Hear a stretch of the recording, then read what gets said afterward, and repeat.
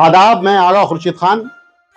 पिछले करीब 10 दिनों में पश्चिम यूपी से लेकर दिल्ली, एनसीआर और आसपास के इलाकों तक कांवड़ यात्रा के चलते बड़े पैमाने पर ट्रैफिक डायवर्जन और सड़क बंदी देखने को मिली। नतीजा, वैकल्पिक रास्तों पर ट्रैफिक का दबाव और भारी जाम। अब जरा उस आम आदमी के बारे में सोचिए जिसे ऑफिस पहुंचना है, जिसकी ट्रेन छूट रही है, जिसका बच्चा स्कूल जा रहा है, जिसे अस्पताल पहुंचना है। तो उसके लिए सड़क सिर्फ सड़क नहीं होती, उसके लिए वही रास्ता उसकी जिंदगी की जरूरत है। सवाल किसी की आस्था का नहीं है, सवाल है आस्था के साथ कानून क्यों नहीं चले। कांवड़ यात्रा कोई नई परंपरा नहीं है। लोग पहले भी गंगा जल लेकर आते थे, श्रद्धा पहले भी थी, भक्ति पहले भी थी। लेकिन आज सवाल उठ रहा है कि क्या धार्मिक आयोजनों का पैमाना इतना बड़ा हो गया है कि आम नागरिक के रास्ते, कारोबार, पढ़ाई और रोजमर्रा की जिंदगी को बार बार रोकना सामान्य मान लिया जाए। सरकार अगर सड़क पर नमाज को लेकर सार्वजनिक व्यवस्था की बात करती है तो वही कसौटी हर धार्मिक आयोजन पर भी लागू होनी चाहिए। कानून सबके लिए बराबर है। सरकार का काम किसी धर्म की आस्था को रोकना नहीं है, लेकिन सरकार का काम यह भी है कि हर एक मजहब की आस्था को समझे, एक की आस्था दूसरे की परेशानी ना बन जाए।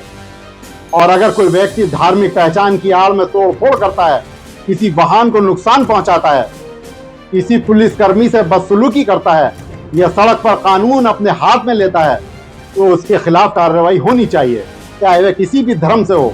क्योंकि लोकतंत्र में सरकार की परीक्षा इस बात से नहीं होती कि उसने किसकी आस्था को कितनी सुविधा दी। सरकार की असली परीक्षा इस बात से होती है कि उसने कमजोर, बीमार, मजबूर और रोज कमाकर खाने वाले आम आदमी के अधिकार कितने सुरक्षित रखे। क्योंकि भगवान को जल चढ़ाने के लिए अगर इंसान का रास्ता बंद करना पड़े तो सवाल आस्था पर नहीं, व्यवस्था पर उठेगा।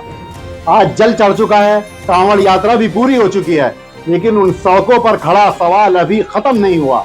उन लोगों का क्या जिनका काम, कारोबार और रोजमर्रा की जिंदगी जाम में थम गई।